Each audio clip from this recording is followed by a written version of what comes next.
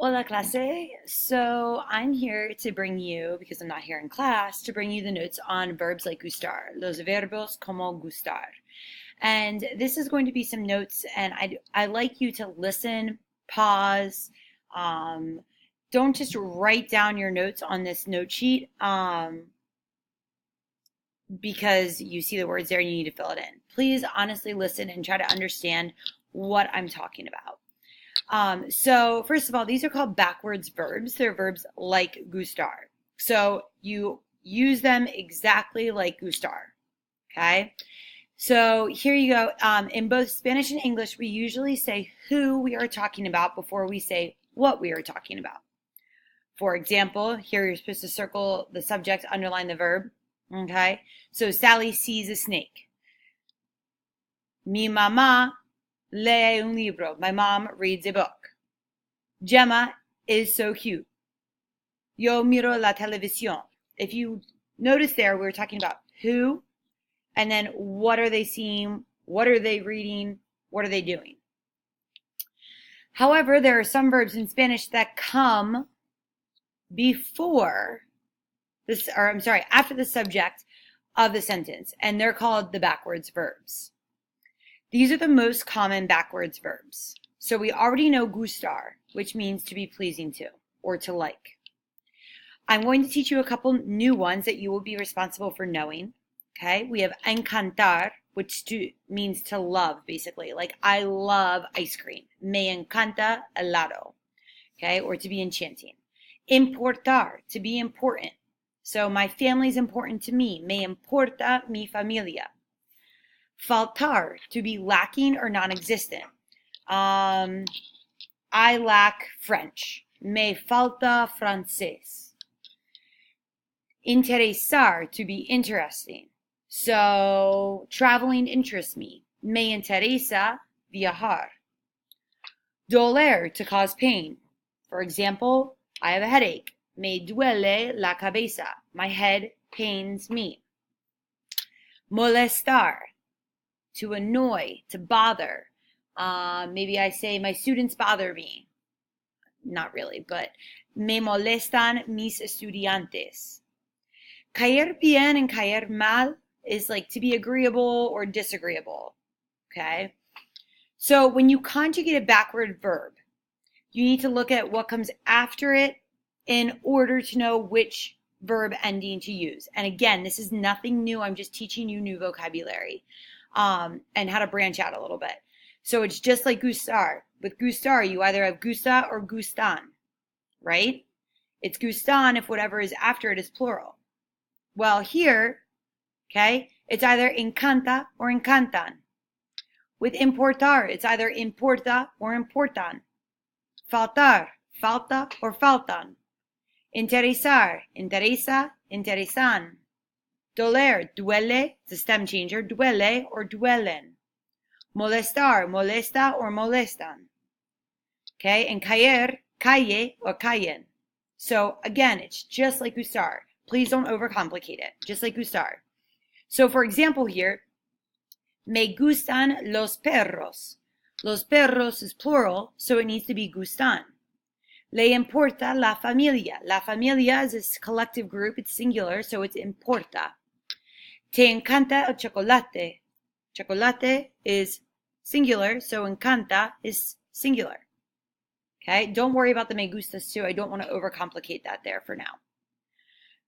So what's with the funny little word that comes in front? If you remember from gustar, that is called the indirect object pronoun. It has to be there in the backwards verb because the backwards verbs always have a subject and a recipient. So my brother bothers me. The subject is me, and the recipient. Sorry, that's the recipient and the subject. Okay, so there's always those two parts. The ending of the verb is determined by the subject, and the pronoun in the sentence is determined by the recipient. So, if I'm saying my brother, let me explain this a little bit better. My brother bothers me. My brother is the subject, and that'll determine, because it's singular, it determines the verb, molesta. I am the recipient, so it's me, it would be me, that's the indirect object pronoun. The grandma gives candy to the boy. So the subject is the grandma. The boy is the recipient. So if you want to specify who the recipient is, remember you just put that "a" in front. If you don't remember the indirect object pronouns, they're right here. So to me is me, to you is te, to him or her or it's lay, to us is nos, to y'all is os. Remember, I won't quiz you on that, but it's good to be aware. And then to them is les. So here, talking about the specifying, okay? If I want to specify, and again, in our class, we do not make you specify for me or te, okay? But if you were to specify, a mí is for me. A mí me gusta cantar. Singing is pleasing to me. And then the a mí is just specifying who me is. A ti te gusta el fútbol. Football is pleasing to you. The a ti is optional, but it's specifying the te. I would, however, recommend specifying the le. So here, a Gemma le encanta nadar. Swimming is pleasing to, or I'm sorry, is enchanting to, is loving to him or her. But I don't know who him or her is. So that's why that a Gemma is needed there to specify who him or her is. Those of you that like math, and I know a lot of you are out there, look at it as a formula. That's exactly how I learned it. Look at it as a formula. It's always the indirect object pronoun plus the verb plus the subject. If you're a visual learner and you want colors, think about the stoplight. Indirect object pronoun is always red. Then you have the verb, which is always yellow. And then you have the subject, which is always green. Goes in a stoplight. If you don't have those three colors in there, it's not a correct form. If you want to specify, you just put a and whoever the recipient is in the front. So why are they backwards verbs? Me gusta pizza means I like pizza, right? Okay. Actually, to be technical, it means pizza is pleasing to me. So in other words, the pizza is just being awesome and delicious.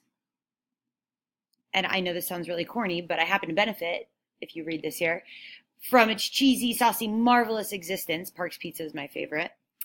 But the same goes for the verb encantar, which actually means to be enchanting to. So I could say, because that directly translates to love. So you want to say it's enchanting to whoever. But it also, in English terms, we would say we love it.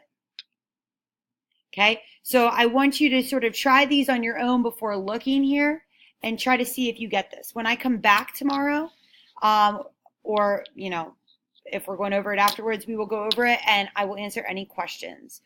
Okay, you're going to do this, practice this without looking at the answers right away, and then also read the short story and answer these questions. Check your work when you're done. Adios, nos vemos.